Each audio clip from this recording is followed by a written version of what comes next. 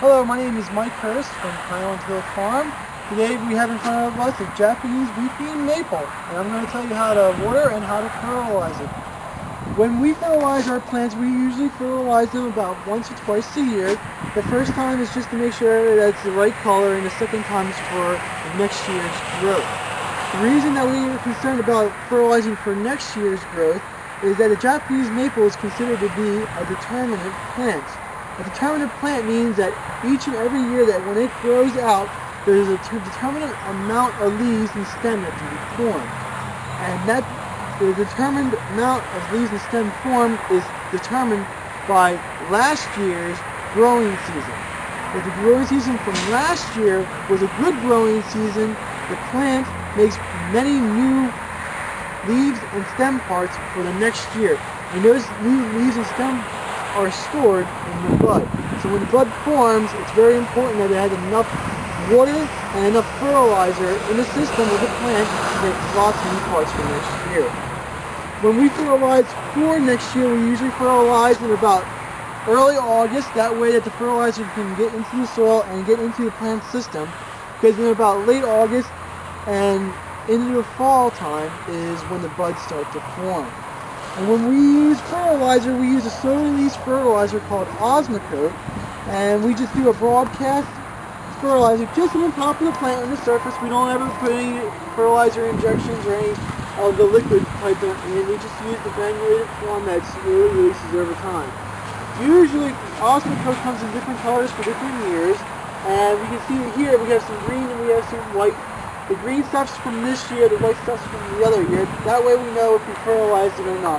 And when we fertilize, this is just an example of some Osmocote, we just pour it in our hand and we just do a light broadcast just over the top. Kind of like that, just making sure that there's enough fertilizer on there for it to last most of the year. The Osmocote comes in different kinds. You have to read a label for how long each one lasts and for the strength. The other topic we're going to talk about is how to water these guys one after you plant them.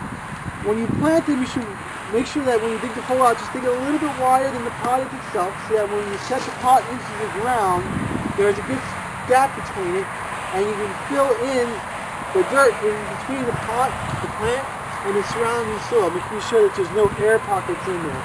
You don't want to compact the soil around. You just want to use your shovel to work the soil into the ground, getting rid of all the air pockets. After that, give it some water. That way it settles nicely. And after planting, make sure you go back and keep the ball moist. It's important to keep the ball moist, not overly wet or overly dry. If it's overly wet, there is no oxygen that gets into the soil, and then the root starts to rot and it dies. The whole plant dies. If it's too dry, the roots no longer grow and the plant wilts, and roots don't have cuticles on them, so once they dry out, they're toasted. So just make sure that keep it moist, and the plant should do fine. If you have any questions about the Japanese maple, just give us a call at 215-651-8329. Thank you.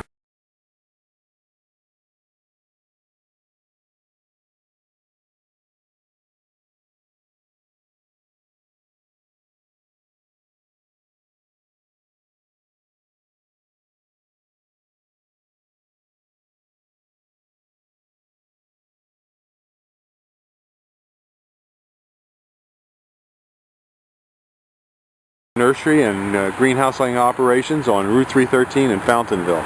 And if you want to come and tour this barn, just give us a call at 215-651-8329 and we'll arrange for you to have a tour of the barn. It's not a problem. We don't mind letting people come and take a look at it. You know, it's an old historic structure, and it's available for you to view and come and walk through. And while you're here, you can look at our trees, plants, and shrubs that you can see at our nursery. We grow thousands of trees, plants, and shrubs here on Route 313. We have greenhouses, and we also have an old pig pen. That's our office now, is an old pig pen. So you can come to the farm on Route 313 and get a farm tour. Anytime, just call us at 215-651-8329. Bye-bye.